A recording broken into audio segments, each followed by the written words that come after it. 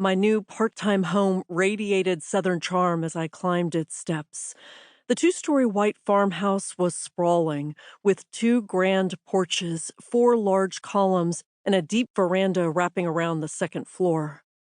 I was 10 when I first stepped inside the home we called simply the big house.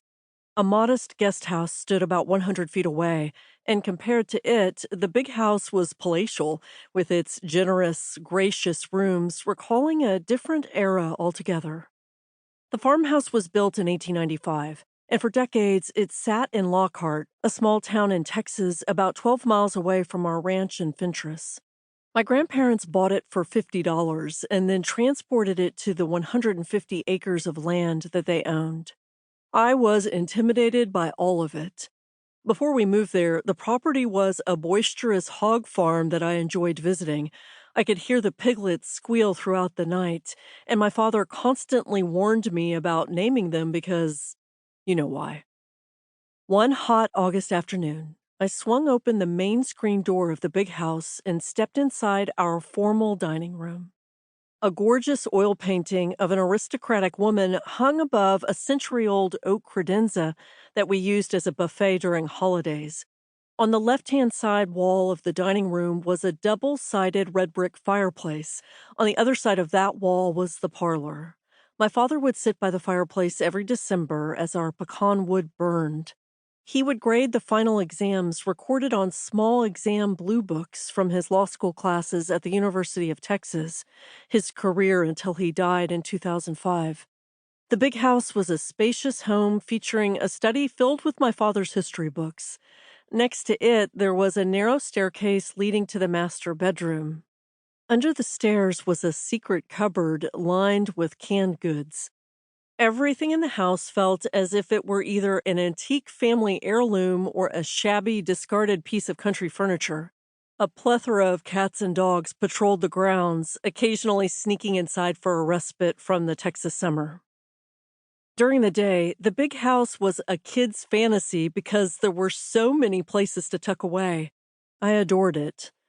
But as the silhouettes of the dying oak trees vanished from the darkening cobalt sky each night, the home changed into a creepy, almost menacing world. Cooing doves were replaced with eerie, green-horned owls perched in our peach trees. Buzzing dragonflies were overtaken with the hiss of cicadas, all night long. Many evenings, I walked along our dirt paths alone under the moon. I always loved to scare myself. Inside the big house, the wide plank floors were authentic from 1895. The oak wood creaked even when no one strolled across the boards. The austere, courtly woman featured in the oil painting hanging on the dining room wall offered a haunting gaze that tracked you across the room, even at night. Especially at night. The old wooden porch doors squealed and then slammed. The wind and storms in central Texas were frequent, particularly in the winter when the nights grew longer and more frigid.